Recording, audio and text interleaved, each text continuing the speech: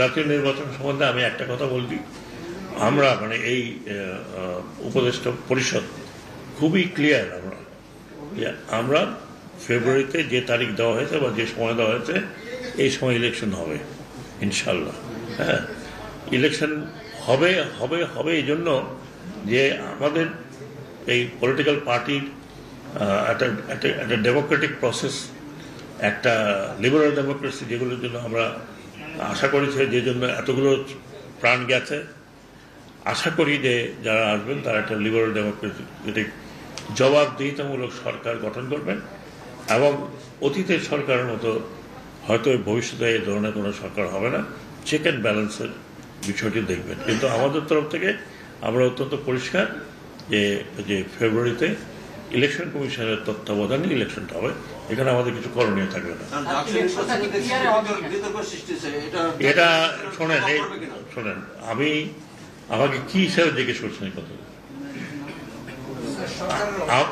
সরকারের অংশ হিসেবে জাকসুতে কি হচ্ছে এটা তো আমরা কমেন্ট করতে পারি না, এটা জাকসু বলবে। ন্যাশনাল অ্যাসেম্বলি ইলেকশনে এটা কোনো প্রভাব পড়বে কিনা সেটা আপনাদের গবেষণা করে বের করতে হবে। আমি বললে আর্টিকেল লিখবেন কিভাবে আপনারা? বরিশালের আইন শৃঙ্খলা রক্ষাকারী বাহিনীর যারা প্রধান, এখানে কথা বলেছি, superintendent police commissioner, Barishal police commissioner এবং ডিআইজি রেঞ্জ এখানে ছিলেন, তারা আমার সাথে কথা বলেছেন। আমি এই বিষয়ে বরিশালের আইন শৃঙ্খলা সম্বন্ধে বলেছি, ওনারা বলছেন যে দে আর নিউট্রাল, দে আর ফার্ম, যে এখানে ওই ধরনের পরিস্থিতি হবে না যেগুলো আমরা ক্যাপিটালের দিকে, আমাদের রাজধানীর দিকে দেখছি। আইন শৃঙ্খলার কিছুটা তো অবনতি ডেফিনেটলি হয়তো আপনারা জানেন, বহুবিধ কারণ।